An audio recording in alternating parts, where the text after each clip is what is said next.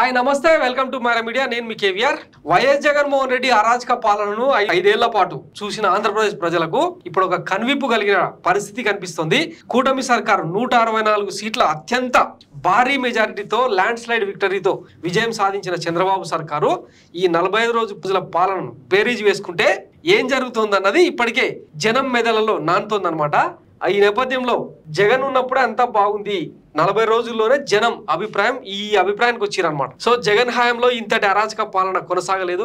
ఏవో అంటే సోషల్ మీడియాలో పోస్టులకు కౌంటర్లు పెట్టుడు, వాళ్ళను మానసికంగా వేధించడం ఇట్లాంటివి జరిగినాయి తప్ప ఇంతటి అంటే రషీద్ లాంటి హత్యలు, జిలానీ లాంటి హత్యలు గతంలో చోటు చేసుకోలే. అక్కడక్కడ కొన్ని ఫ్యాక్షన్ హత్యలు ఇవన్నీ జరిగిన మాట వాస్తవం, కానీ మరి ఇంత హింసాత్మక ఘటనలు అయితే వెలుగు చూడలే. 1-2 సూగాలి ప్రీతి అట్లాంటి రేప్ ఘటనలు అవి కూడా వెలుగు చూస్తే వాటిని కూటమి ప్రభుత్వం అడ్వాంటేజ్ గా మార్చుకొని ఎంతటి విషయ ప్రచారం చేసిన చూసినాం కదా. మరి ఈ 45 రోజుల పాలనలో కనీసం 10 మంది మహిళలు, అందులో 8 నెలల చిన్నారి పసిగుడ్డు రేప్ కు గురైంది. దాని గురించి ఎవడు మాట్లాడు.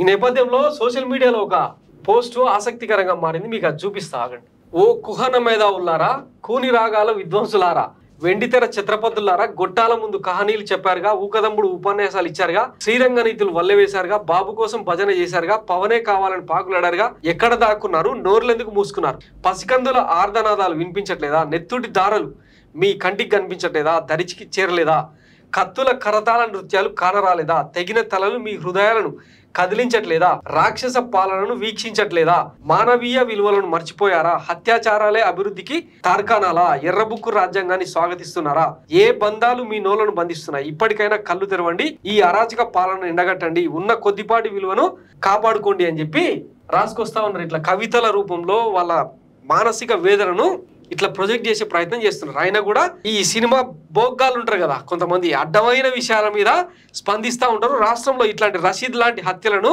కనీసం ట్వీట్ చేసే ప్రయత్నం కూడా చేయట్లేదంటే ఇంకా వీళ్ళని ఏమనాలి.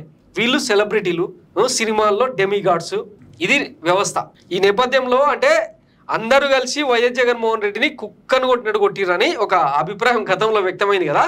ఇప్పుడు ఆ ఒక్కడే రాష్ట్రానికి వాయిస్లెస్ గా మారిన పరిస్థితి. ఇంకా ఎవరు చెప్పాలి? ఈ రాష్ట్రంలో జరుగుతున్న ఈ ఆటవిక పాలనకు ఎవరు స్పందన, ఎవరైతే కంట్రోల్ చేయగలుగుతారు?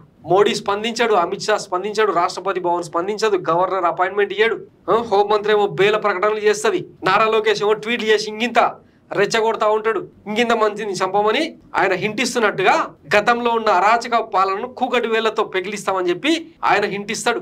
ఈ నేపథ్యంలో జనమంతంగా ఒక కంక్లూజన్కి వచ్చినట్టయితే క్లియర్ గా కనిపిస్తుంది. ఈ మొత్తం ఎపిసోడ్ లో అంటే మొత్తంగా రాష్ట్రంలో ఇప్పటిదాకా 31 మంది హత్యలు జరిగినాయి, 35 మంది ఆత్మహత్యలు చేసుకున్నారు, మరో 10 మంది మహిళలు, ఆడవాళ్లు మానభంగానికి, అత్యాచారానికి గురై చంపేయబడ్డారు. వీటన్నింటి నేపథ్యంలో గత పాలననే బాగుండే కదా, జగన్మోహన్ రెడ్డి హయాంలో ఇంతటి కిరాతకం ఎప్పుడూ లేదన్న కంక్లూజన్కి వచ్చేసిన పరిస్థితి. సో ఇది కనుక పెళ్లి బిగితే జనం నుంచి వచ్చే రెస్పాన్స్ అది ఎట్లా ఉంటుందో మీ ఊహకే వదిలేస్తున్నాం అనమాట. సో చూద్దాం ఈ 45 రోజుల పాలనలో ఇట్లుంటే ఇక రాబోయే రోజుల్లో ఎట్లుంటుంది, ఈ కంట్రోల్ చేస్తారా లేదంటే ఈ విధ్వంసాన్ని, ఈ ఆటవిక పాలన ఇట్లా కంటిన్యూ చేస్తారా? వేచి చూద్దాం. Thanks for watching Maira media. నేను మీ కేవీఆర్. Thank you.